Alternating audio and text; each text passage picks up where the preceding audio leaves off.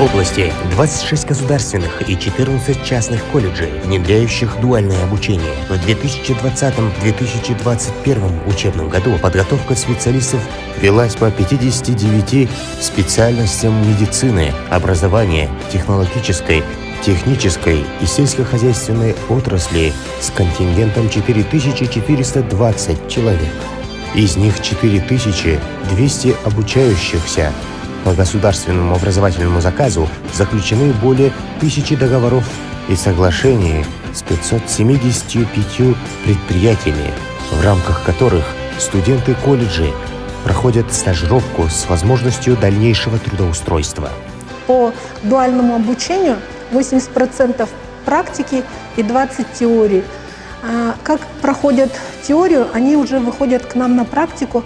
Это вот рестораны «Крендель», кофейня «Дискавери», ресторан «Дастархан», ну и много других, которые сотрудничают с колледжем. Ребята там находят себя в своем направлении. Очень отрадно, что в рамках проекта «Жас Маман» данный колледж оснащен современным оборудованием по последнему условию техники. Вот, могу сказать, что даже не все, наверное, станции технического обслуживания имеют такую возможность работать на таком оборудовании. В последнее время у нас налажена работа по дуальному обучению.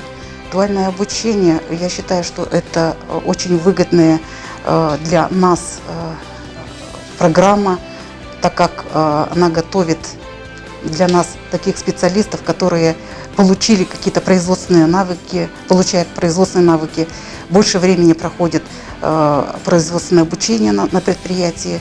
Основными партнерами колледжа являются национальная компания «Казахстан Темиржола», ТОО «Павлодарский нефтехимический завод», акционерное общество «Алюминий Казахстана», Аксусский завод ферросплавов филиала транспортной компании «Казхром», акционерное общество «Павлодар-Энерго», ТОО «Проммашкомплект», акционерное общество «Казтрансойл», ТОО «Актугай Агро», крестьянское хозяйство «Уразбаев», ТОО «Победа» и другие. На постоянной основе студенты проходят у нас практику по специальности технологическое обслуживание и ремонт оборудования ежегодную. Также приходят к нам трудоустраиваться на время капремонтов, во время которых получают необходимый опыт работы. В данном вопросе Палата предпринимателей Павлодарской области совместно с управлением образования Павлодарской области работают по внедрению дуального обучения.